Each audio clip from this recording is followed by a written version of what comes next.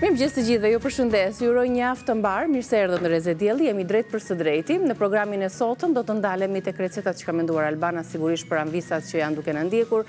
Në rubrikën tonë Bima dhe Shëndeti, në orën 10:05 minuta, do të jemi me doktor Ylli Merjan. Sot flasim për maramendjen, humbjen e ekuilibrit apo vertigon, siç e quajmë shkencërisht. Si shkaktohet, çfarë e shkakton, pra cilat janë, themi, faktorët kryesorë dhe si të veprojmë në ato raste kur ne humbim ekuilibrin. Por më parë duhet të zbulojmë shkaqe, disa metoda natyrale apo të thjeshta që vijnë pikërisht prej kombinimeve të ndryshme, duke referuar edhe shkakun kryesor, sepse janë të shumta. Ndaj, na ndiqni deri në fund për të mësuar diçka më tepër rreth këtij shqetësimi. Shkojmë tani në kuzhinë të mësojmë recetat që ka menduar Albana.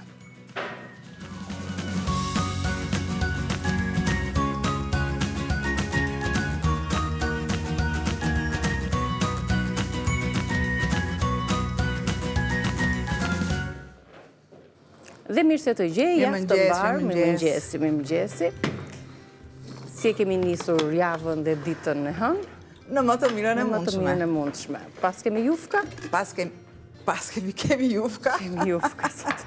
Jufka si pas traditës. Jufkat e dibrës, që si pas traditës, normalisht duhet një qep, mund të bënë edhe me presh, jep një shije të veçantë, për unë e kam me qep ashtu si që është tradita. Dhe tradita e do që qepa grihet dhe të jetë imët.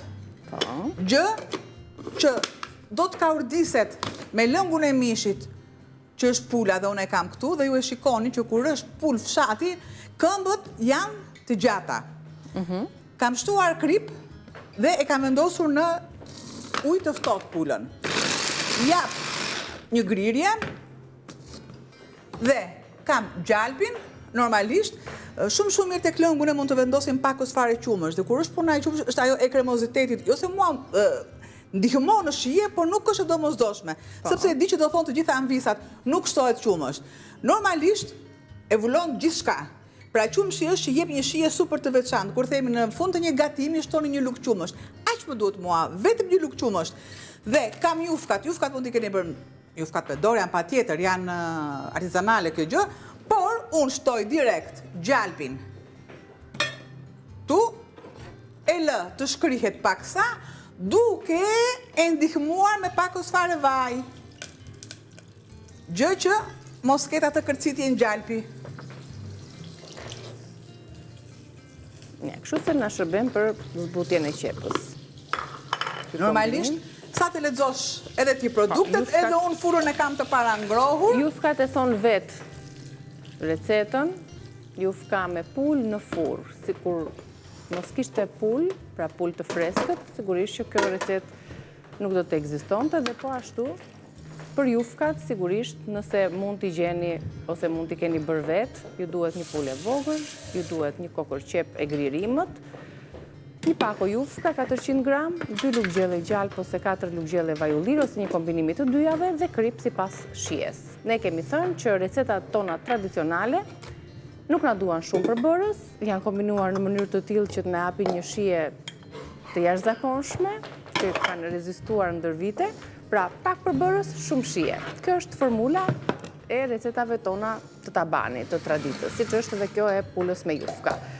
Tani, fillimisht do t'i pjekim pak apo jo? Kam jufkat. E duken të mira ato të verdha, se kanë ato praninë e vezëve. Gjë që kam volum, faktikisht. Ne do përdorim të gjithë kaloj në furrë, apo jo?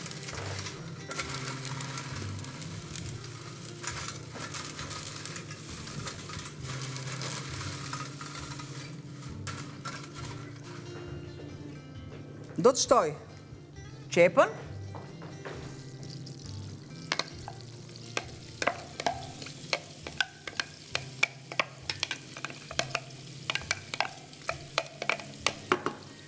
gjë që kam harruar, po pa tjetër, në kur themi që jemi, unë se kam problem, se jemi si në shtëpi.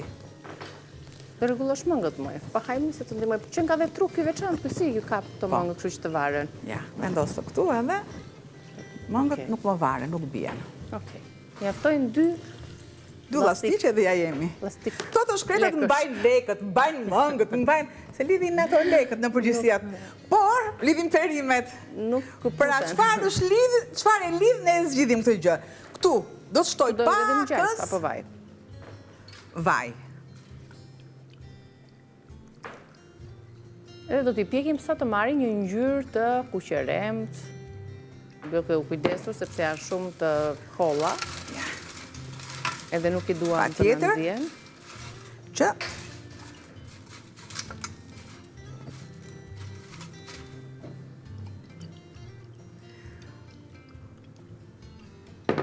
Direkte në furr. E vendosim? Mere një ti. Tava me jufkat, po e vendosim të piqet për pak minuta, derisa të bëhemi gati me pjesën tjetër.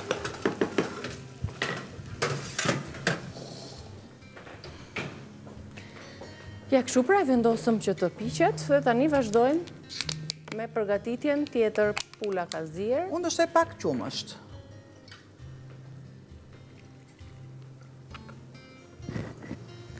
Po ta bashkosh tek qepa? Po.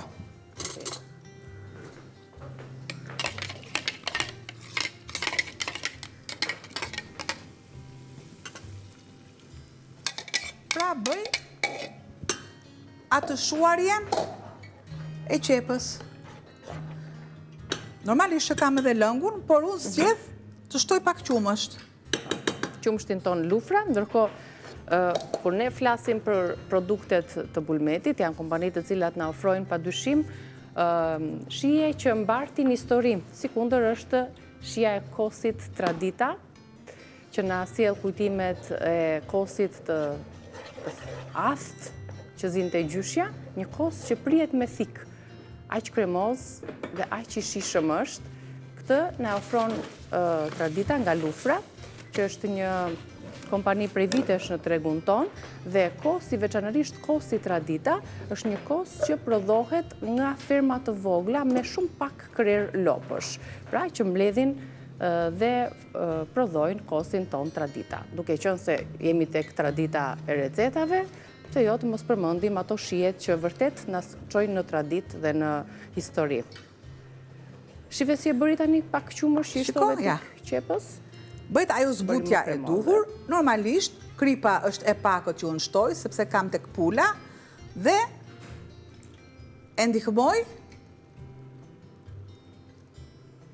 e lëngun e pulës avash avash.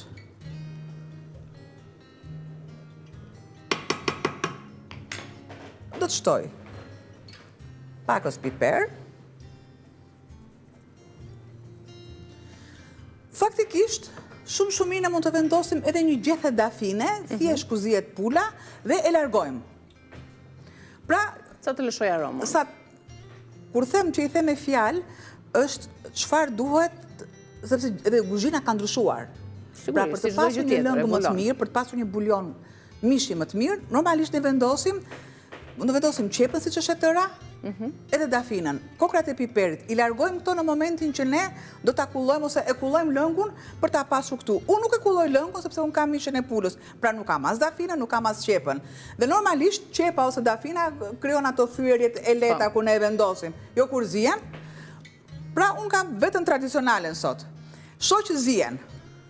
Këtë mas, unë po të dua, e kaloj tek pula ose në të kundërt, e lë këtu. Bëj një transferim, një zhvendosje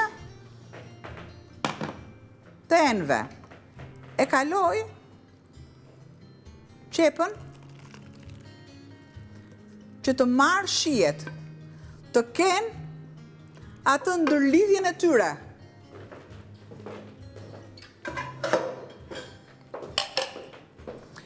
Po të duam ne, shumë mirë, mund t'i pjekim, mund t'i vendosim në tigan. Po me thjeshta, se ne o t'a futim në furr për t'u pjekur gjitha. Ose në të kundërt, I lëm kështu. E lë edhe pak sa që të marri shijen e duhur. Këtu kam lëngun që ka edhe vajnë, bëjmë dhe heqjen totale të yndyrës atje, Edhe ja. Shumë pak I duhet jufkave për të pjekur aty në furrë. Ndërkohë marrim dhe një valë, marrim pak kohë nga qepa dhe pula, siç e shpjeguam, dhe rikthehemi menjëherë për ta ndërtuar dhe për t'i dhënë dorën e fundit kësaj recete. Kështu se sa pak minuta na mori, gjithmonë me pulën apo zogun e fshatit të parazier. Shkëputemi për mesazhin promocional, shumë shkëputje e shkurtër dhe rikthehemi përsëri. Jemi rikthyer, vazhdojmë tani me hapin e fundit, po gatuajmë shkoj e marr jufkat. Pul me jufka, recetën tradicionale me jufkat e Dibrës. Kemi bërë një ndryshim të vogël, kemi shtuar pak qumësht gjatë kohës që përgatitëm qepën, për ta provuar në këtë variant dhe në këtë mënyrë këtë recetë të traditës tonë. Tani shtojmë jufkat që nga pjekur. Kaq, një Pra, jufkat, moment. mos pretendoni që të kena atë pjekjen e duhur. Pra, jufkat vendosen në furrë për të krijuar atë forcinë që ne kur të hedhim lëngun, mos jenë të qullta.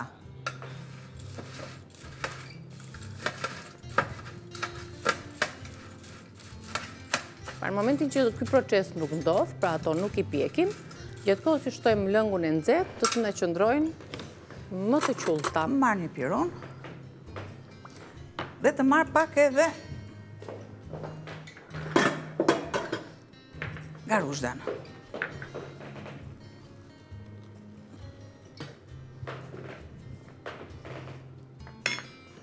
Ja shtojmë avash avash tani. Sërish ta vendosim në furrë.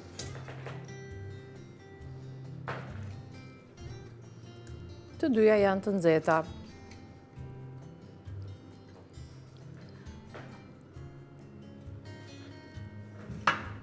Dhe të kujdesemi që të gjitha Tani, marr copat e mishit.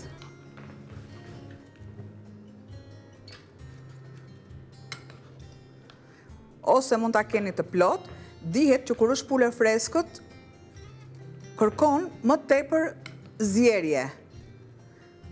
E kuptojmë nga këmbët e gjata që thash, duhet kemi shumë kujdes, vaksinimi I pulave bëhet gjithmonë në këtë pjesën këtu, të bishtit dhe të krahët.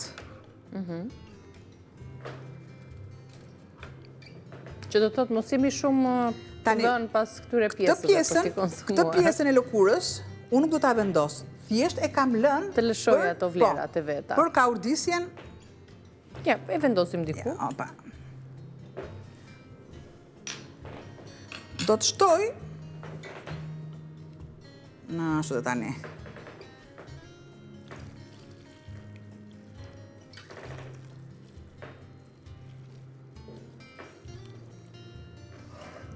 Jo se e mbarova. Tani filloj. Dhe sigurisht do të marrin dhe këtë faqen kafe dhe mishi. Do ta vendos në ajër, në nxehtësinë që të kemi te grila në mes. Pra, as pjesa poshtë, vetëm në grill. Po të duam shumë mirë, ne e vendosim me letër alumini, shumë pak dhe më pas e heqim. Por duke pasur në ajër nuk është fare problem. Pak krip gjithmonë tek. Se qëndron ajo kripa kështu në maj. Dhe e marr, është e nxehtë. E marr dhe e vendos në furrë direkt. Ka që ishte për pulën me jufka, mbaroi kjo recetë. Sigurisht qepa, pula, është e nxehtë, dali një sekond. Ja, se kam këtu. Pula, jufkat, kripi per pa dyshim për rregulluar shijem, gjalpe dhe vaj ulliri, një kombinimi të dyjave, 2 lugë qumësh I shtuam ne ekstra, ndryshe nga receta tradicionale, ju postoni qëndroni tek ajo, pa I ndryshuar asnjë gjë. Ne e provuam në këtë mënyrë, po e pjekim dhe po e shijojmë deri në fund të hapësirës tonë të gatimit. Besoj se do ta tregojmë se pak minuta ta lëmë aty. Jufkat janë gati, pula është e zier, kështu që do ta shihni dhe të përfunduar. Tani kalojmë tek receta e dytë. Çfarë është kjo recetë? Kungull apo karotë është ajo? Është kungull vjeshtor. Kungull dimri. Pra, mund të kalohet, do thoni, po të doni ju, mund ta bëni dhe me kungull të zakonshëm. Ato jeshilet. Shijen më të mirë e ka që të jetë me kungullin vjeshtor. Është një pite pa pet. Sa mirë. Mielin e ka, dhe kur themi tek mielli, po, ja kemi këtu mielin. Për çdo përdorim. Është për çdo lloj përdorim, mund të keni ja e shoh që nuk se kam vendosur, edhe mielin e misrit që do më duhet më pak, por si fillim le të punoj me to çfarë unë kam. Me kungullin. Një sekond unë laj duart. Pra kemi grirë një kungull të plot, dimri, ngjyrë të verdhë, portokalli, në rende. Kjo është hapi i parë dhe ndryshe nga kungulleshkat jeshile, kjo nuk lëshon ai shumë lëngë sa ato të tjera, ato janë më të ujshme. Po, edhe kungujt këto ndryshojnë, sepse ka edhe kungujt nga forma të ndryshme kanë më shumë lëngë. Dhe disa më pak. Ky do nuk shquhej që të kishte lëngë ashtu siç duhej. Do të shtoj masën e kungullit. Patjetër do t'i shtoj pakës krip që të marrë dhe të largoj lëngjet. Unë i kam larguar paksa, sepse ka qëndruar në kulles. Dhe nuk është se më duhet ta kulloj. Shiko, ja, sado që të bëj unë... Shumë pak, ka shumë pak lëngje. Nëse unë do kisha ato kungullin jeshil, normalisht unë i lë lëngjet që t'i jenë. Pa to kanë vlera, kështu që se du t'i largojmë, se du t'i edhim. Ja do shtojmë një lukë më shumë miell edhe do t'i mbajmë aty. Sërisht, laj pak duart. Do të kemi të tjerë përbërës, pra përveç se kungullit, vajit, djathit, miellit verdh ose miellit misrit apo duke kombinuar me pak miell gruri, për të përgatitur një pite, lakror, tip pjekje e tillë do t'jetë, një lloj forme e tillë e gatimit, duke u bazuar pikërisht tek hapat e parë. Një përzierja mirë. Do të shtoj një mas. Zbutja me vaj. Vaj. Pra një gotë. Vaj ulliri, vaj misri, përzierje të dyjave është akoma dhe më mirë, gjë që unë kam përzierjen e të dyjave. Me të njëjtën mas që ne marrim, pra me një gotë, gramaturat duhet jetë, kjo është diku tek 220. Bëj përzierjen e duhur. Do kem pak kujdes të kripa, sepse do shtohet masa e djathit. Kam masën e qumshtit. Ja se kemi këtu me të njëjtën gotë. Po.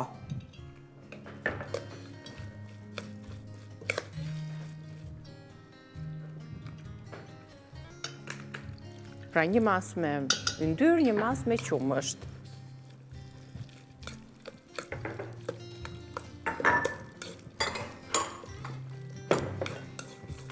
Këtu kemi mielin. Do të shtoj gjysmën e masës së djathit. Gjysmën.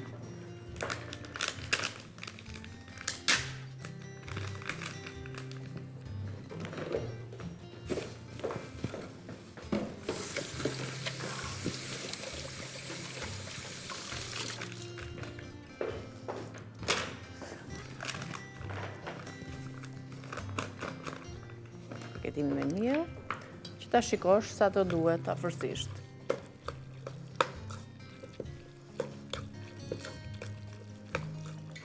Përzien është një copës më e madhe aty djathi. Gjitha kalon këtu, nuk është problem. Ky lloj kungulli na afron receta edhe të kripura, edhe të ëmbla. Pra, normalisht edhe në receta të ëmbla. Unë vetë kam për të gjithë masën e kungullit. Gjë që më duhet mas më tepër qumësht. Do thoni ju masa që më tepron. Shumë i mirë e kaloj në qoftë, nuk është se shtoj. Pra, mund të themi që këtë kungull e përdorim në shumë gatime. Edhe në qofte. Në supë, në ëmbëlsirë, në recel. Edhe në ëmbëlsirë thjesht duke e pjekur me mjaltë të ara. Edhe është një shije. Duke e grirë dhe duke shtuar, sërish duke kaluar në një tavë, që quhet lakuri që shkodranëve. Po. Shkodra ka gatimet e veta, gjë që janë, po.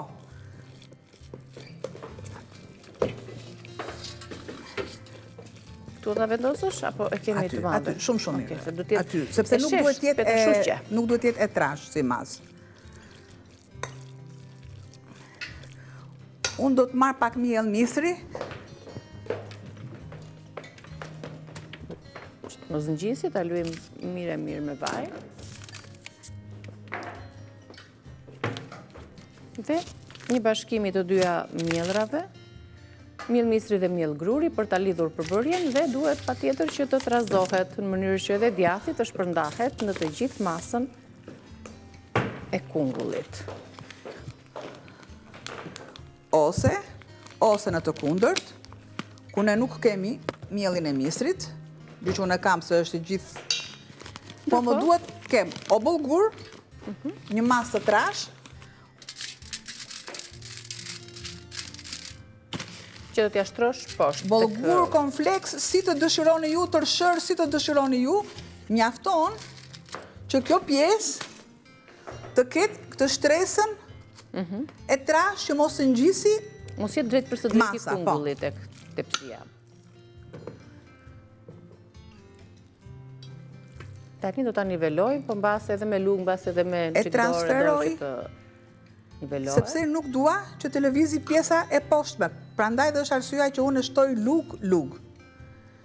Duhet të dalë një pjesë krokante, të shkëputet kollaj nga pjesa e poshtme.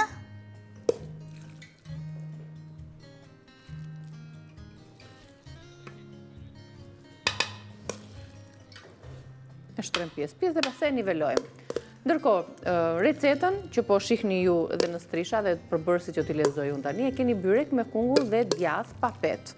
Që do të thotë, mund t'a quani pite, mund t'a quani byrek, ne kemi sjell më afër jush për ta bërë më familjare.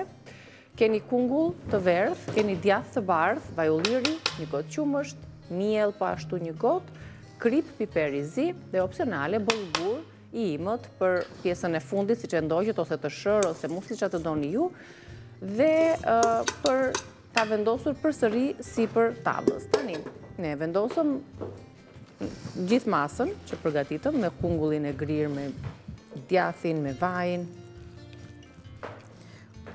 Do të piqet dhe shtresa poshtë dhe shtresa sipër do të jenë dy petë më vete, dy shtresa më vete, pjesa e brendshme do të jetë më butë. Kështu imagjinoj unë të paktën kur të piqet. Një masë holl, një ngjeshje e mirë me lugë, pra nivelim i duhur,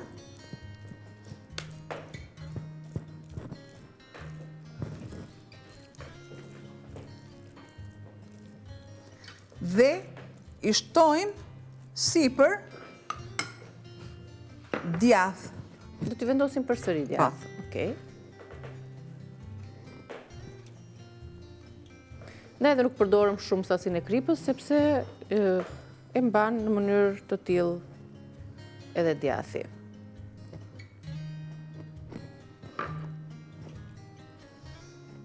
Dhe kjo është e tëra dhe e bëra.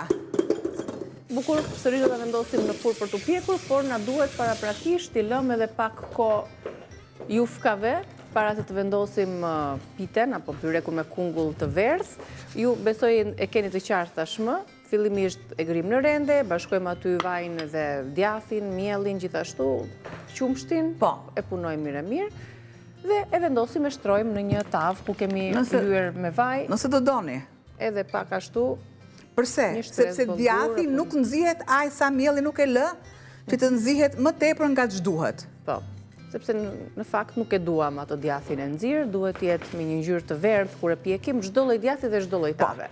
Bëjmë pak pushim, sistemojmë tryezën dhe kalojmë tek receta e tretë pas reklamave. Rikthehemi shumë shpejt.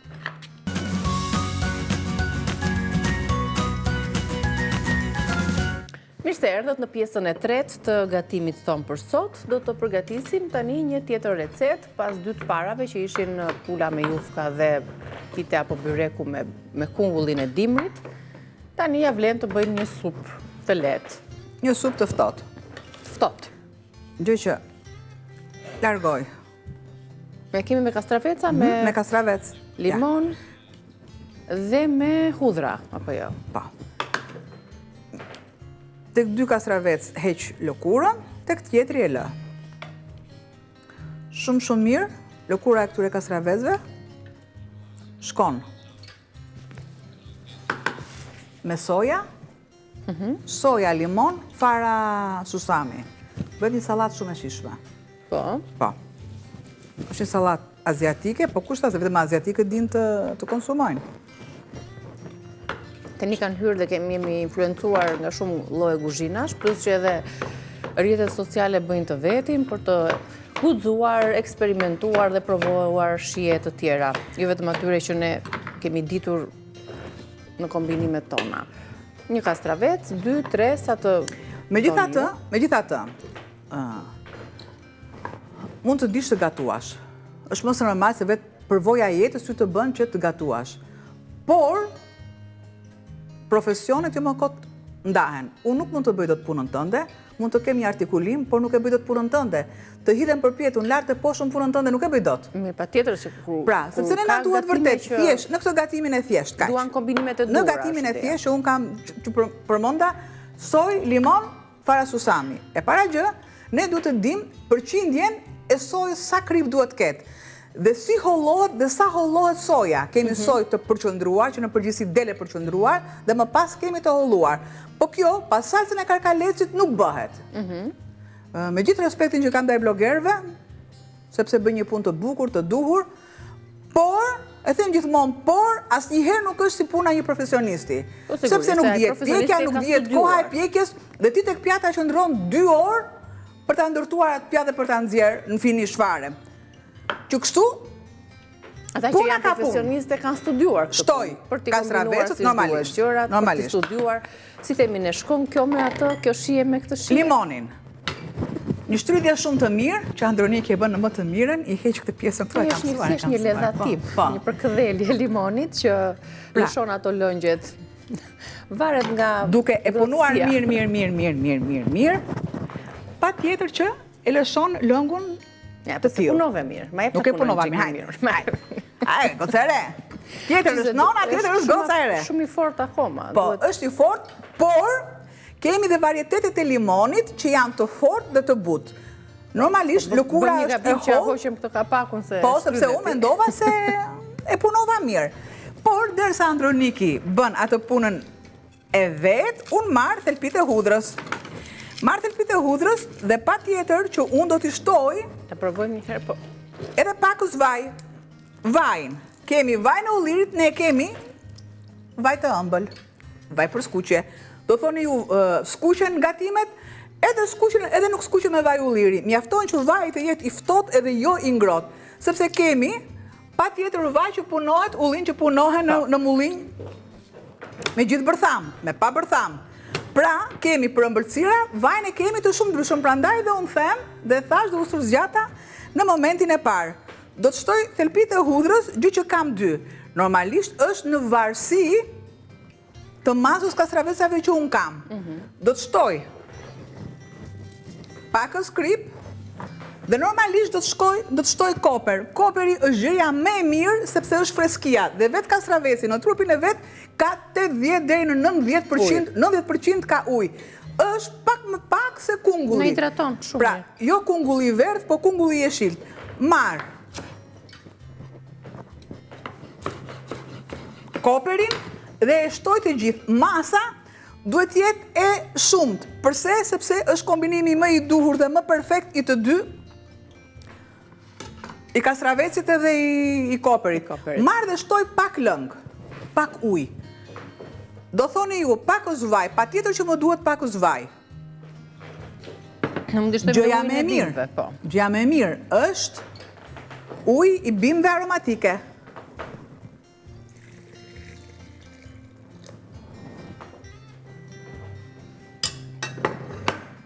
Nëse ju doni, dhe pse mos të doni, qumshti është magjia e kuzhinës, është magjia e gatimit, është zanafilla e jetës. Shtoj pakës qumësht për t'i dhënë një shije akoma dhe më delikate. Normalisht mund të shtoni qumshin, mund të shtoni edhe kosin. Byllmeti është shumë i duhur në gatimet dhe në recetat e ftohta. E vendos dhe në prizë. Ja ku kemi një supë të ftohtë të shpejtë detox.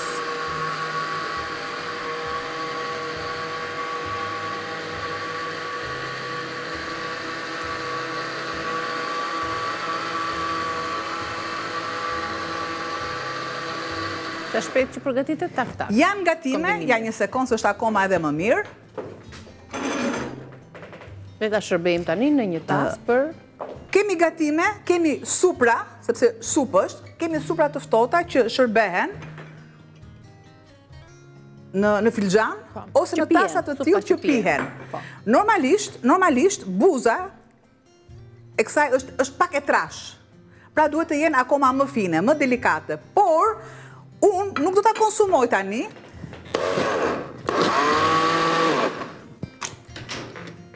Gjë që unë do ta lë që të ftohet. Të ftohet tash e lë 2 orë që të trashet. Se për të ftuar s'ka çfarë të ftohet gjë. Të mpikset pak. E lë të tillë dhe mbas 2 orësh ne do kemi avratje. Ne do kemi atë mpiksjen e duhur. Mos pretendoni një mpikse, sepse nuk ka as vezën, nuk ka as panën, nuk ka as miellin. Pra mos pretendoni të jetë e trash, por nuk do jetë aq e holl. Pra në formën e çajit. I largoj me shumë dashuri dhe besoj që këshillat të kenë qenë. Se e pimë e konsumojmë edhe ashtu siç është një lëng, kastraveci, shije, limoni, koperi, të gjitha bashkë na ndihmojnë për të hidratuar më së miri trupin ton edhe për të marrë ato vlerat që secila prej tyre ka. Pra, kemi sjell 3 receta, i shojmë pak në furrë, deri ku e kemi piten. Mirë. Tek pitja nuk harrojmë. Po, e heqim jufkat. Tek pitja ne nuk harrojmë pra. Në moment fundin dhe e shikoj që nuk është nxirr djathi. Pse nuk është nxirr djathi? Sepse që tani djathi do nxihej. Sepse është masa, normalisht është masa e miellit që unë kam shtuar. Pra çdo bylmet kërkon pak miell. Nëse unë kërkoj të skuq patlıxhan ose perime të tjera, sikurse edhe mishin, bëj gjithmonë një spërkati, alternimi më i mirë me miell. Çfarë aromë e mirë që vjen. Dale, fola, po. Vjen aromë shumë e mirë te jufkat. Jo, nuk e së vërtetës. Një aromë kështu nostalgjie tradite. Kjo po. Jufkat e duhura, mishi gjithashtu, pjekja e duhur, se edhe pjekja ka shumë rëndësia për të marrë këtë ngjyrën e kuqeremt dhe pak të ftohen dhe janë gati për t'i konsumuar. Supa është aty e ftohtë, ndërkohë është pitja për t'u pjekur derisa të marri pak atë ngjyrën e verdhë djathi dhe jo të nxirë, kemi thënë dhe disa herë këtë pjesë. Tani jemi në minutat e fundit të janë në minutat e fundit. Unë këto i kam të javës kaluar. Bimët aromatike. I largoj. Bëj një prerje. Një qese Niki të lutem. Çfarë do bësh tani me këtë? Ja. I vendos në një qese dhe i ruaj që të jenë në ngrirje. Afro dhe pakës më tepër. Opa. Pjesën e bishtave që ishin të njoma, ne i larguam. I dua për gjë tjetër ato. Po i larguam sepse të njoma në qese të ngrirjes nuk do të na qëndroni siç duhet, do të zinë atë akullin. Bëj atë mbylljen. Pra, në qeset hermetike kemi vendosur vetëm gjethet e lara dhe të fara të majdanozit. Nëse unë i dua të ngrira, nuk kam nevojë që të jenë të thata në ngrirje. Kurse kur i vendos në pjesën e sipërme të frigoriferit, patjetër. Kam karotat. Të njëjtin gjë bëj dhe me karotat.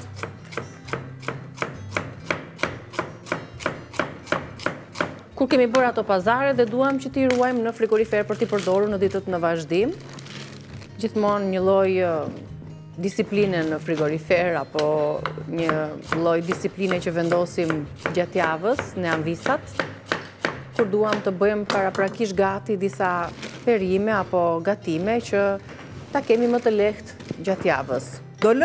Do vendos aq mas sa që jo me zi të mbyllet. Nëse ne kemi një qese të zakonshme, patjetër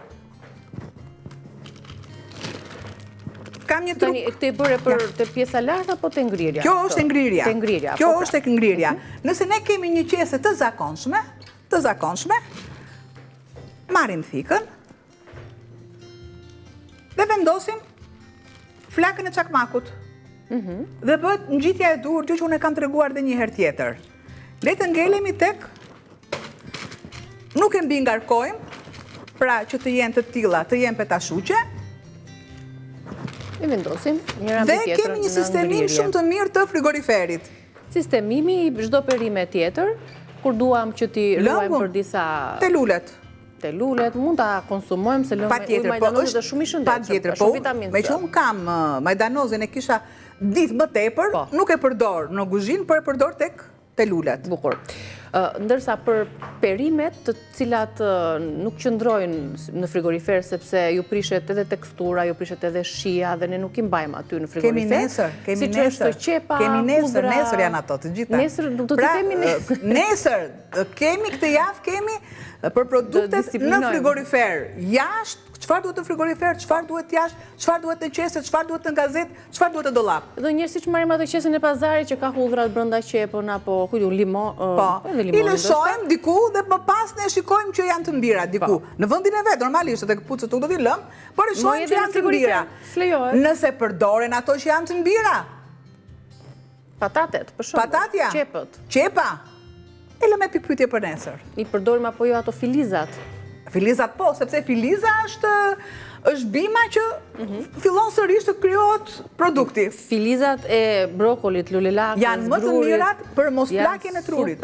Super, janë shumë të shëndetshme dhe kemi filluar të dëgjojmë disa për vlerat e tyre. Ndonjëherë ndoshta mund të ja sillim edhe piten, ndonjëherë ndoshta mund ta realizojmë edhe këtu në studio se si të krijojmë filizat e brokolit, një nga shijet dhe gatimet më të shëndetshme. Ju thash që nuk e zëkoren. Kaq duhet jetë djathit, mos nxjihet dhe të mos marrë ngjyrë të e lënë të mpikset, po, do ta presim. Dhe pjesën e poshtme nuk ngjitet, se ne nuk do kishim vendosur asgjë poshtë. Pra, mund të vendosni miellin e misrit, mielli trashi i misrit është akoma dhe më mirë, po edhe i ballokumes që ne kemi këtu të ola është mos e i duhur dhe kemi një orë të mirë për kuzhinën tonë. Besoj se ju kemi ndihmuar sadopak. Në recetat i gjeni në YouTube, kanalin tonë në Rezetielli, ndërkohë shihemi pas pak. Lumshin duar, shihemi nesër bashkë, ju pres në Bima dhe Shëndeti.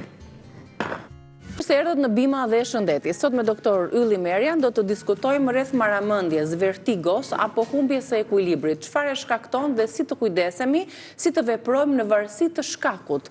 Në përgjithësi maramendjen e lidhim me ndonjë stres, lodhje, rënje të tensionit, por ka dhe shkaktar të tjerë. Mirë se erdhët doktor, kënaqësi që jemi çdo të hënë. Përshëndetje, mirë se ju gjej.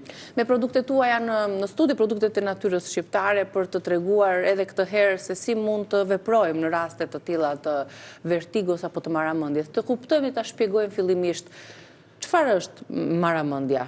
Themi mu morën mend, çfarë ndodh në trupin tonë në atë moment? Ata që kanë mendje u merren. Ti ishte kaq e thjeshtë. Po, është e vërtetë. Njeriu gjatë jetës së tij mund t'i qellojë që ngrihet me shpejtësi nga shtrati dhe mundet t'i merren mend. Ose qëndron në shtrati shtrirë dhe sikur tavani i vjen rrotull.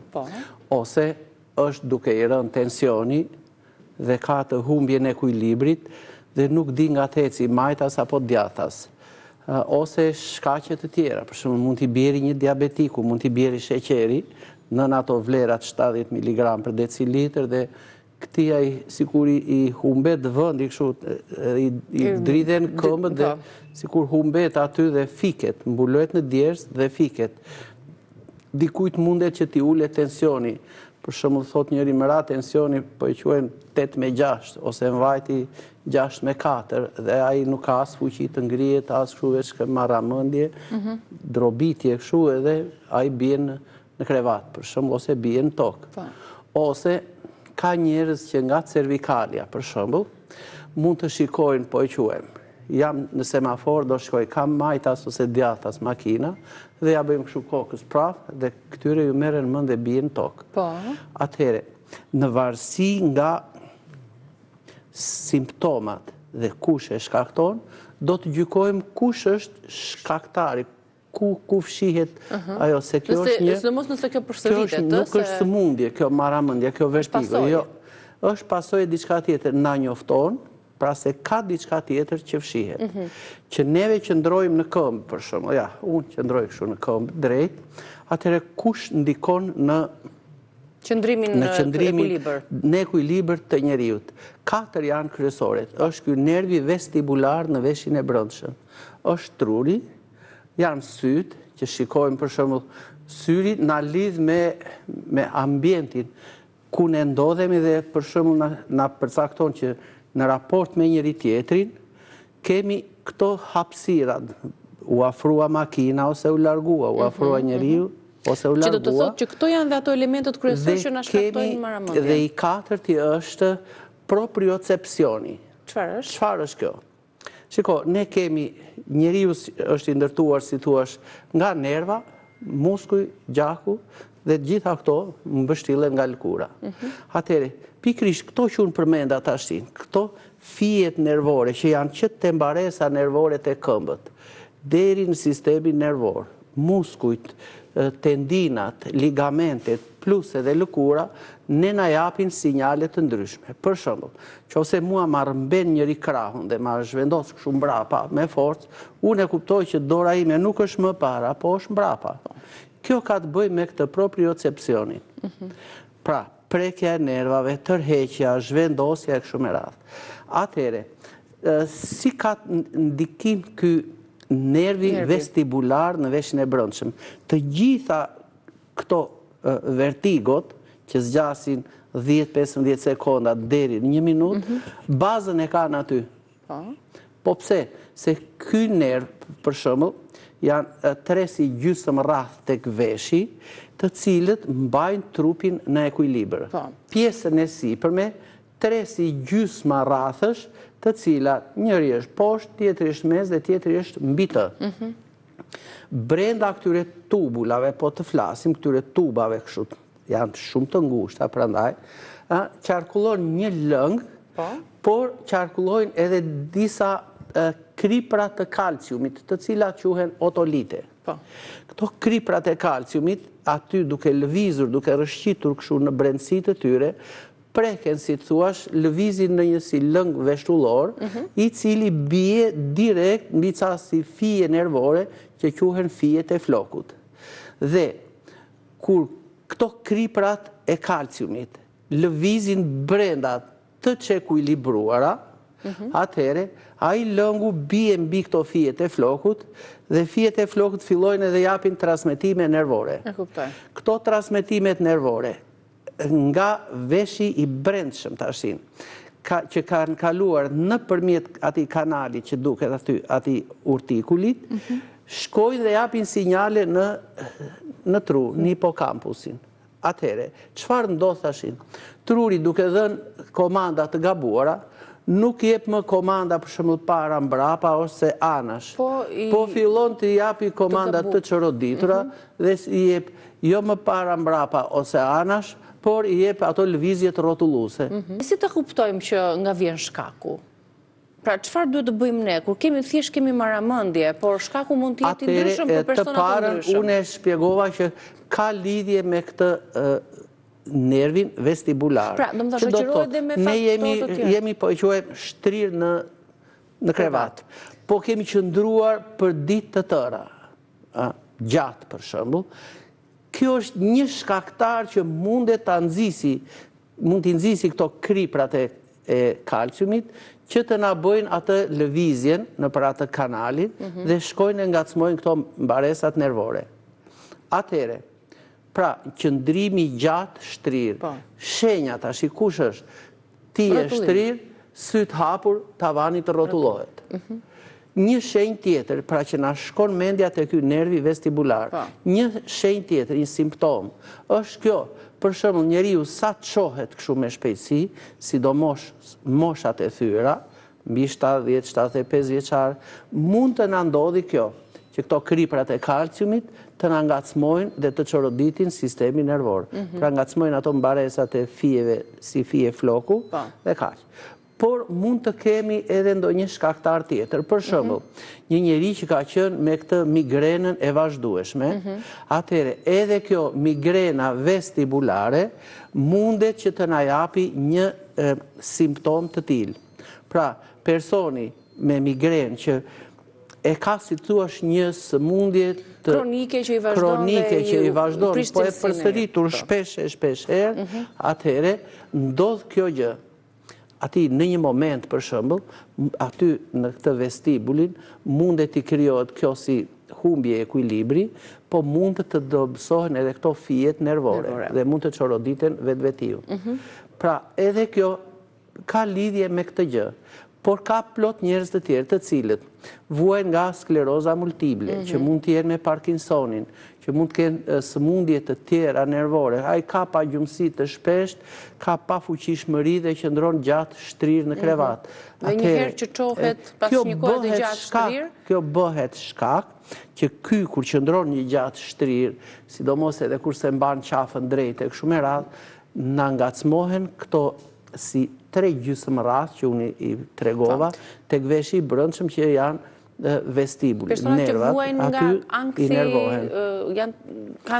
Kjo, po le të themi, pra jemi tek një çoroditje e kësaj zone, e kësaj pjese të veshit të brendshëm, që ka lidhje me ankthin, me stresin, me depresionin, pra është si thuash nervore më shumë. Pra, jo më nga një infekcion, jo më nga qëndrimi gjatë, por nga një çoroditje, si thuash, në uniformitet i gjithë sistemit nervor. Ajo është këtu, po ndoshta nuk është këtu fizikisht, ndodhet kështu, po mendjen nuk e dim si e ka. E nuk e dim ku e ka. Ose stresi që krijon trupi. Ose stresi i akumuluar në vite, për shembull, mundet që të na bëj këtë gjë. Pra, prish qarkullimin e gjakut, mund të na ngushtojë arteriet, keni vënë kur ndodhem na njëherë në ngërç nervor, si ankth, si kështu, atëherë, këto arterie, po më saktë, arteriolat, pra degëzimet më fundore të arterieve, degëzimet më fundore të venave, pra arteriolat dhe venulat, që marrin këtë gjakun e papastër kështu, mund të na ngushtohen. Aty vete më pak gjak dhe komandat pastaj, ky vestibuli, nervi vestibular, nuk i merr ashtu siç duhet, por i merr të çakorduara. Një njeri qëndron është me të vërtetë i smur, qëndron gjatë shtrirë për muaj të tërë, ti shfaqet edhe kjo, kuptohet që është keq. Po çfarë mund t'i themi ne këtija? Shiko, mos e mbaj jastikun ose mos qëndro shumë i shtrirë në krevat, po qëndro në një kënd 30 gradë i ngritur, pra i kemi vënë re këto krevatet e spitalit, ç'të mira do të na japi ky qëndrimi, si thuash, në këtë këndin 30 deri në 45 gradë. E para njëherë është ajrosen lehtë mushkrit. E dyta, nuk mbushen me ujë. Ka plot njerëz që mbushen mushkrit me ujë nga qëndrimi kështu shtrirë dhe nga infeksionet që ky ka. E treta, ky nervi vestibular nuk i nervohet, pra ato kriprat e kalciumit që ndodhen aty, nuk lëvizin si të çoroditura dhe të ngacmojnë pastaj atë lëngun, pastaj ai të ngacmojë këto mbaresat nervore. Pra, shpëtojmë, si thuash, shmangim këtë vertigon, këtë marramendje. Po ka raste që vertigu, marramendja për shkak të një tensioni për shkakun ka bërë që personi të rrëzohet, të dëmtohet, të vritet dhe të ketë pasojë të tjera, qoftë edhe fatale, se varet edhe si rrëzohet. Po, ndodh, pra një hipotension, po ky më shumë është metabolik, domethënë.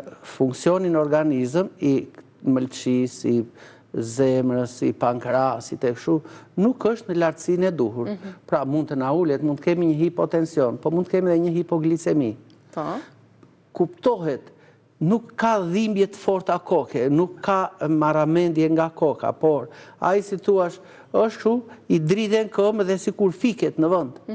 Pra presioni i gjakut nuk e mban dot trupin në ekuilibër. Trupin në këmbë, se mban dot në këmbë. Bie presioni, njeriu shtrihet. E gjithë kjo situatë, po të analizohet mirë nga personi, jo se personi këtë smundje do të ashëroj në kushtet e shtëpisë, por po t'i dëgjoj këto simptoma që neve, si thuash, i grupuam, i kanalizuam, t'i mbaj mend mirë dhe kur të shkoj tek mjeku, ta sqaroj qartë atë, të mos ta ngatëroj në mënyrë që ai të jetë fiks, do me thënë, po ja sqaroj mirë pacienti, mjekut këto gjëra, atëhere Ai ja ka dhënë diagnozën atij në dorë. Ai di se çfarë të jap. Pra, nëse i thot, shiko, po unë kam luhatje tensioni, kam edhe kështu, po sikur mbytem në djersë, po kam edhe këmbët që më kputen kur më ndodh kjo gjë, mjeku do t'i thot, po shkoj një herë te kardiologu. Çfarë do bëje? Po kuptoj, do bëj një eko, do marr tensionin, pastaj do drejtohet, do kanalizohet për analizat më shumë të gjata. Po nëse do të jetë, për shembull, që thot, shiko, po unë ja kam qenë për shembull me smure, kështu, po më ndodhi dhe kjo gjë, po unë nga ana nervore, sigur kam një ndezje veshësh, dhimbje, kështu me radhë, atëherë kuptohet që ky e mban aty, dhe ky mjeku teatër dhe e trajton ky pastaj. Pra, trajtohet, si thuash, në degëzimin e orelës. Nuk ka më pse të vej as te kardiologu, as te tensioni, glicemia, e shkaktarët e tjerë. Pra, një diagnozë saktë. Ne ta ndërgjegjësojmë qytetarin që të di ta vëzhgojmë me shumë vëmendje veten e vet, në mënyrë që të orientojë mjekun se ku do të ndodhë. Është shumë e rëndësishme kjo pjesë. Ku fshihet sëmundja. Ky jep simptomat dhe ai e përcakton pastaj fiks. Por mund të ndodhi për shembull që ky mund të ketë ngrënë për shembull ndonjë goditje të fortë, sidomos këte nga veshët e kështu. Pra, është ajo goditja e fortë fizike që mund të na çoroditi këtë nervin vestibular. Ato kriprat lëvizin, çoroditen, ato ngacmojnë ato fijet e flokut, që janë fije nervash si kështu, si fije floku, dhe pastaj ato i transmetojnë këto në tru. Truri vazhdon që t'jap komandat e ngatruara, dhe ky njeri për shembull sapson goditjen, i vjen vendi rrotull dhe s'di nga të bjerë pastaj. Po. Si duhet të veprojmë në ato çaste, përpara se të shkojmë te mjeku për të marrë diagnozën dhe për të marrë, le të themi, trajtimin e dur, po ka disa mënyra në shtëpi, doktor, si të veprojmë, pa çfarë lloji shkaku është? Po sigurisht, pra këto që neve përmendëm, duke marrë dhe duke analizuar me vetvete pse më ndodhi kjo gjë, atëherë nuk do ta bëjmë atë veprim që kemi bërë më parë. Për shembull, nuk do kërcej nga krevati të çohet kështu dhe të eci me shpejtësi. Po të ngrihemi me një herë nga. Pra nuk do të thotë me një herë, po. Po nëse ka qafën si gung aty, ai nuk duhet ta kthej kështu prapë në semafor dhe të kthehet, se mund të ndodhi që ti krijohet marramendja dhe të bjeri në trotuar. Ka plot njerëz që kanë ardhur tek ne dhe e kanë patur këtë fenomen, me zorua kam nxjerrun si me grep, domethënë pyet andej pyet këtë, po më ka rënë kjo, prandaj më ka rënë.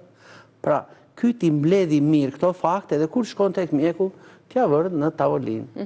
Atëherë, duke ditur shkakun, do të adresohet njeriu tek zgjidhja. Për shembull, nëse ky ka djersitje të shpeshta, ka kputje trupore, është i zverdhur, do të nënkuptojmë që ky njeri është anemik. Atëherë, ndryshojmë pak strukturën. Marramendja është një pjesë e të gjitha simptomave të tjera më të rënda. Të tjera, po, sepse unë thash, 4 ishin ato faktorët kryesor, shtyllat kryesore që e mbajnë njeriu në këmbë. Por, le të themi, nervi vestibular ka ato shkaqet e veta pse mund të çoroditet. Po një prej tyre ishte edhe infeksioni. Infeksioni jep temperaturë, jep një dhimbje, si thuash, në gjysmën e kokës, dhimbje të fortë, dhe kjo mund të vazhdojë edhe me ditë të tëra. Po ky shkon dhe orienton mjekun. Këtu është problemi. Qartë. Por nëse kemi kështu, për shembull, një njeri që merr medikamente të shumta, farmaceutike, është mirë që t'ja trajtoj, t'ja tregoj mjeku të vetë. Sepse edhe vetë medikamentet japin dhe efekte anësore që mund të kenë marramendje në varësi të medikamentit. Jo vetëm këto efekte, po edhe efekte të tjera. Kuptohet, edhe po ta lexojmë një fletë të një medikamenti, ai thotë ka këto të mira, ka dhe këto efekte negative. Po të ndodhi se kjo të çorodite kështu, hiqe nga përdorimi. Atëherë, a kemi në kulturën për të lexuar etiketat qoftë ushqimeve, qoftë medikamenteve, në mënyrë që t'i marrim më pas përbazë në për shembull, simptomat dhe pasojat që ato japin? Nëse nuk e ka breziri, mirë e gjen. Ndërsa të moshuarit, unë do të thosha kështu, ta marrin atë me fletën që ka brenda, ta fotografojnë dhe t'ja nisin një fëmijë të tyre dhe t'i thot, pa shikojnë qik, për shembull e piva këtë, më dha këto simptoma, pa shikoj e ka këtë për shembull si efekt negativ. Efektet dhe simptomat e ilaçeve nuk kanë për t'i konsumuar, nuk kanë për t'i pirë po mirë e qartë. Se ai shumë ka në ato fletpalosjet e efekteve. Po, nëse ai shkret në të vjella kështu, atëherë duhet ta heqë atë medikament, shkoj te mjeku dhe të bëj një konsult tjetër. Edhe nëse një njeriu për shembull kot po themun, ne i japim një çaj ose ndonjë vaj bimore kështu dhe themi që i shkaktoi të vjella. Se kjo marramendja, kjo vertigo i jep edhe të vjella për shembull në ndonjë rast. Sidomos kur vjen nga veshimesit edhe. Sidomos kur kjo ka të bëjë me këtë labirintitin, domethënë një infeksion të veshit të brendshëm, atëherë mundet që dhimbja të jetë aq e fortë sa njeriu mund të nxjerrë gjithë ushqimet që ai ka ngrënë për shembull. Duke qëndruar te ky infeksion, tek infeksioni i veshit të brendshëm dhe për shkaku pasoja pastaj është edhe marramendja përveç se saj edhe të vjellat. Si trajtohet? Meqense ta marrim këtë shkak, meqense është më i shpeshtë në popullat. Atëherë, për shembull, nëse një njeri ka të vjella të shpeshta dhe të shumta aq sa sikur atij po i del stomaku nga vendi, ka një zgjidhje shumë të lehtë tek natyra. Të gjithë e mbajnë atë nenexhikun, mendrën e butë, mentha, piperita në shtëpi. Atëherë, një çaj me mendër do të jetë e mrekullueshme. Qetëson plotësisht ato lëvizjet e çoroditura të peristaltikës së zorëve, qetëson menjëherë atë lemzën nëse i mbetet pas të vjellave, nga që gjithë sistemi nervor i stomakut, edhe ai muskuli i stomakut është i nervuar, atëherë ky nenexhiku është i mrekullueshëm për këto raste. Pra, një çaj me mendër do të thosha përdoret në këto raste për të qetësuar gjithë sistemin e tretjes. Frenojnë të vjellat, por njëkohësisht kjo do të na ndihmon, sepse acarimi i sistemit të tretjes çorodit sistemin nervor. Qetësimi i tij qetëson edhe sistemin nervor. Si thua, bën një punë të mirë tek bakteriet e mira të stomakut.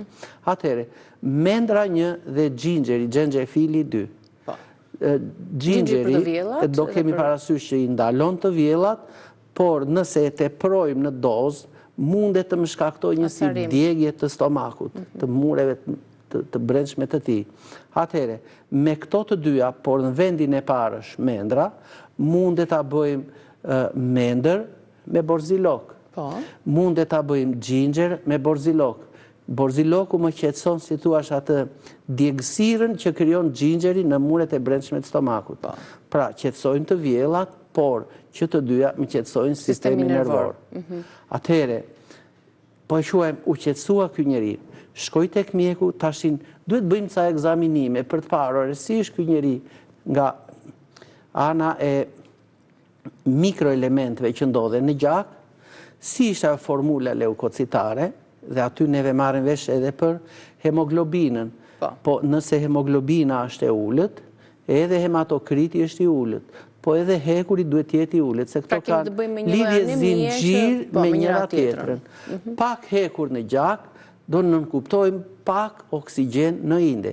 Sepse hekuri e krijon atë funksionin që e merr oksigjenin dhe e përçon në të gjitha indet. Pak oksigjen në kokë do të thotë që shiko, truri po më ngelet i uritur, i pa oksigjenuar mirë, dhe mund të na çlirojë radikale e kështu me radhë. Po një mënyrë shumë e mirë është edhe kjo, për shembull, ta oksigjenojmë trurin, po si?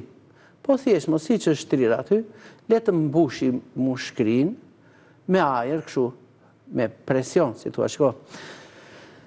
E ta nxjerrim, ajo formula që është 363. Edhe nxjerrim me atë me ngadalë. Sa herë mund ta bëjmë? 4-5 herë nga 20 në ditë, nga 20 herë, 30 herë, kështu, rresht, njëra pas tjetrës.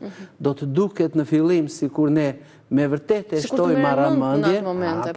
Po pse? Sepse oksigeni ka vërshuar drejt trurit dhe ky po oksigjenohet mirë, po merr jetë. Pra edhe për ata që vuajnë nga ankthjesh një ushtrim shumë i mirë. Po edhe për ata që vuajnë nga harresa, po edhe nga ndonjë gjë tjetër, smundje e migrenës për shembull, po morën frymarrjen kështu, do shkoj gjaku më mirë në kokë. Kështu që truri, si thuash, edhe merr ato mikroelementet e tij shumë të nevojshme, të domosdoshme, por edhe oksigenohet.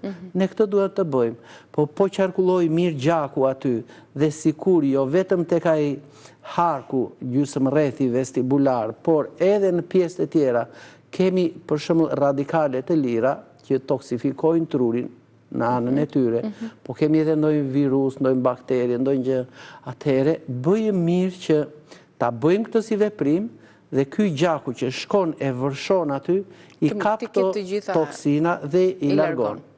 Po mund të kemi edhe një diçka tjetër, për shembull që, shiko, ati dylli i veshit i ka krijuar një si tapos, si taposje, edhe ai ndoshta nuk e kupton. Po. Që shkaktari është ky. Thotë e kam të rënduar veshin, e kam si të mbyllur dhe merren mend. Po mirë është që kur të vej tek mjeku, t'ia shikoj atë veshin ai, pra me pajisje për të shumë nxjerrë të dyllin e thjeshtë, veshit, se edhe dëgjimi është më i mirë, pra sidomos për personat e moshuar që dyllin e veshit patjetër e kanë. Po ka edhe njerëz që kur hypin në avion, për shembull, i shtrëngojnë dhëmbët shumë, dhe duke shtrënguar dhëmbët, ne mbyllim kanalin e eustakut që lidh hundën me veshin. Kjo çfarë na bën në të vërtetë? Kjo hapja e kanalit balancon shtypjen atmosferike të veshit të brendshëm me ambientin. Po e quajmë sa është shtypja atmosferike këtu, po e quajmë 760 mm të shtyllës zhivës.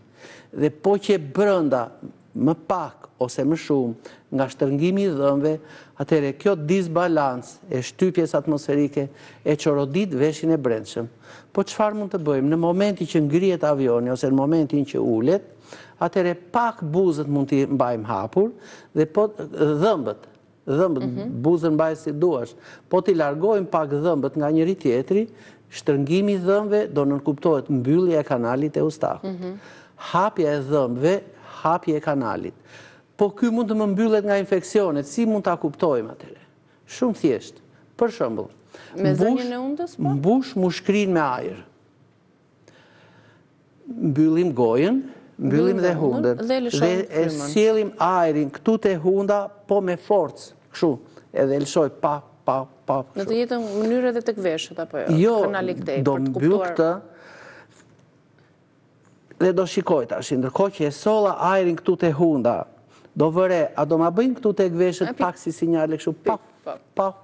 Si një flusk që shpërthen. Po, ose kur ishim atëherë fëmijë që i frynim topat me atë tirthin kështu, ne i mbyllnim veshët, se ai presioni i madh shkonte aty dhe sikur e çante daullën. Nuk ndodh, i bie që është e bllokuar. Po nuk ja bëri ajo si sinjal kështu paf, atëherë kjo pa diskutim që është e mbyllur. Po si mund ta zgjidhim? Marrim pak bim, për shembull, pak dafin, pak eukalipс, edhe rigon, dhe me këto të tre bim, neve bëjmë një avull.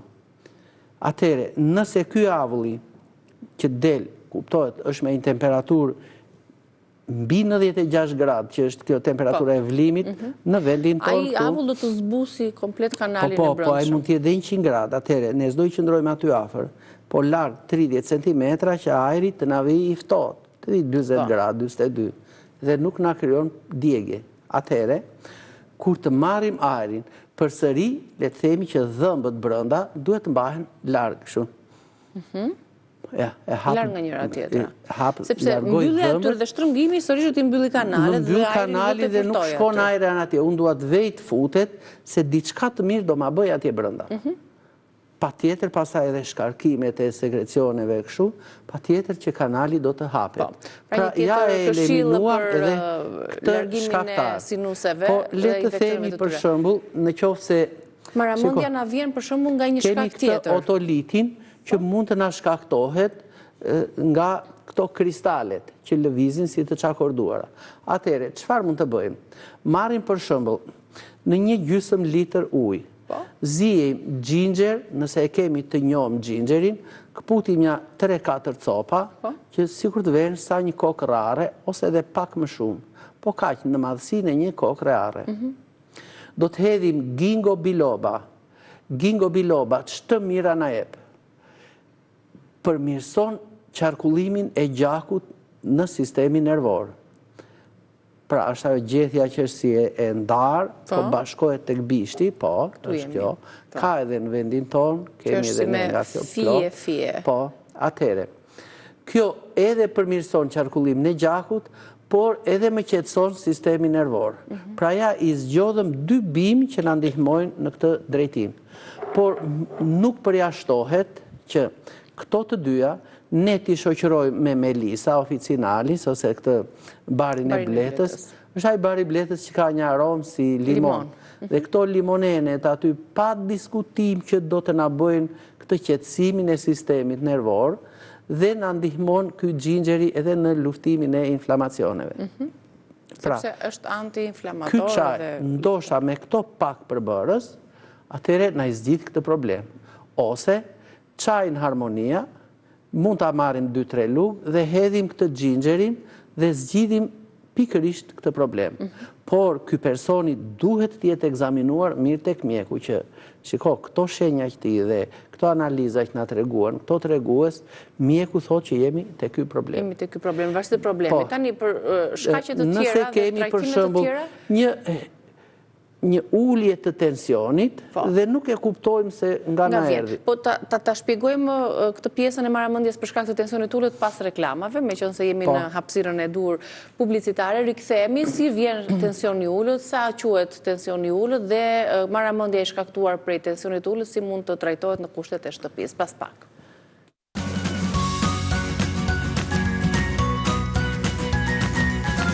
E lam tek tensioni ulët, marrëmendja që vjen prej këtij problemi, ndihet shpesh se kemi një hipotension dhe tensioni, po e quajmë është 90/60 ose edhe më poshtë, po 9/6. Njeriu është i kputur dhe i mbuluar si thua me djesht ftohta, ka pafuqishmëri. Atëherë shpejt e shpejt, dhall dhe krip.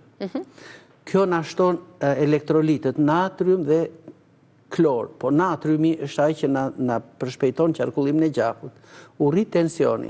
Ky do të na mbaj tensionin e ngritur, por nuk e mban për një kohë të gjatë. Kush na e mban për një kohë të gjatë dhe të fuqizoj muskulaturën e zemrës? Është sherebela, është edhe murrizi. Atëre, neve marrim dhe bëjmë çajin. Sherebel, rozmarin, murriz lule, ginkgo biloba.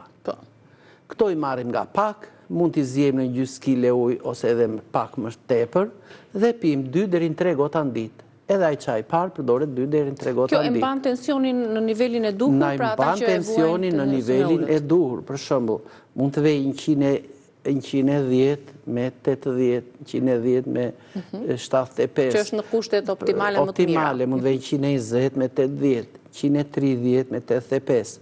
Atëherë, si thua, ka kohë njeriu që të shkojë të bëjë një ekzaminim tek mjeku. Ka njerëz doktor që e kanë, kështu e kam tensionin tim, ajo është veçori e tij fiziologjike. Ai nuk duhet shqetësohet për atë dhe shqyr që e ka të ulur tensionin.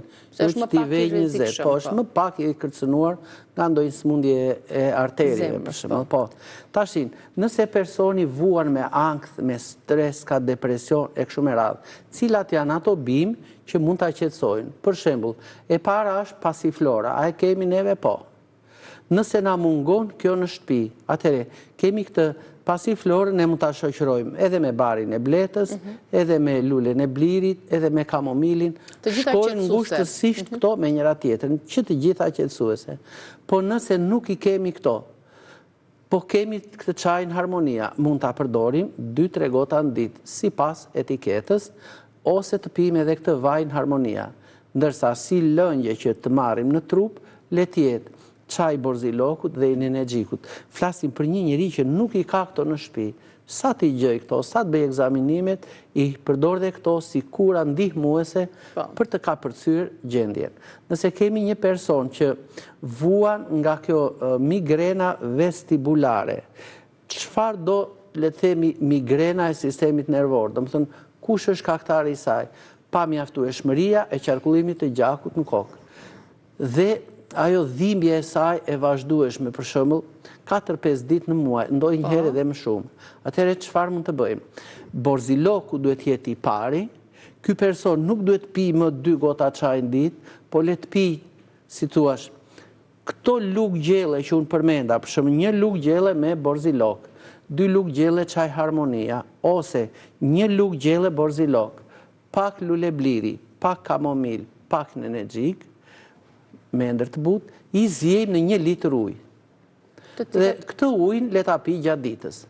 Atëhere, ky e mban trurin edhe në gjendje të qetë, por edhe e ushqejmë trurin më shumë me gjak dhe me oksigjen. Sepse kjo ishte dhe shkaku që sjell të migrenën, pra dhe nëse kemi, për shembull, qafën që është kështu shumë e krusur, që ne vëmë re që del kjo gunga, sidomos ku është lidhja C6, C7 me të njëshin, të dyshin, dhe bëhet një si gungë në mbrapa e kap si dardh ose si moll, ai patjetër duhet që ta masazhoj gjithë pjesën këtu me atë kremi reumer dhe mbas kësaj të bëj ose një zgjatje, një tërheqje kështu, po të lehtë në kushte shtëpie, domethënë të shtrihet me shpinë mbi tapetin, duke vendosur 20 cm poshtë qafës, ndonjë shishe plastike të mbushur thjesht me ujë çezme. Po. Dhe zgjatja e kokës në këtë mënyrë kështu. Kjo do ta ndihmoj më së miri. Postura e shekullit e dëmtuar nga kompjuteri, nga qëndrimi i gabuar. Dhe shumë gjëra që edhe të rinjt po shkojnë drejt kësaj. Të rinj adoleshent të cilët kanë këtë gungën këtu mbrapa. Gungën tek qafa. Po. Postura e gabuar e këtij shekulli. Mirë, doktor, pak a shumë e shpjeguam dhe treguam edhe kurat, po mbi të gjitha duhet gjetur ky shkaku, sepse janë shumë shkaqe që sjellin maramendjen, me konsultat me doktorin, pastaj më pas me trajtimin, sepse gjithmonë duhet gjetur diagnoza e saktë. Kjo e bën, le të themi, diferencën në çdo trajtim. Faleminderit doktor për këshillat e sotme. Shihemi të hënën ardhshme në studion e Reze Dielli. Po, mirupafshim. Faleminderit për të tjera informacione që mund të keni në lidhje me këtë tematik, sigurisht që mund të na shkruani. Mund të shkruani në Instagramin e Reze Dielli, mund të pyesni në Instagramin e doktorit Stafi, është gjithmonë i gatshëm për t'ju dhënë përgjigje të duhura. Faleminderit edhe një herë. Ne përshëndetemi së bashku, shihemi nesër me Reze Dielli.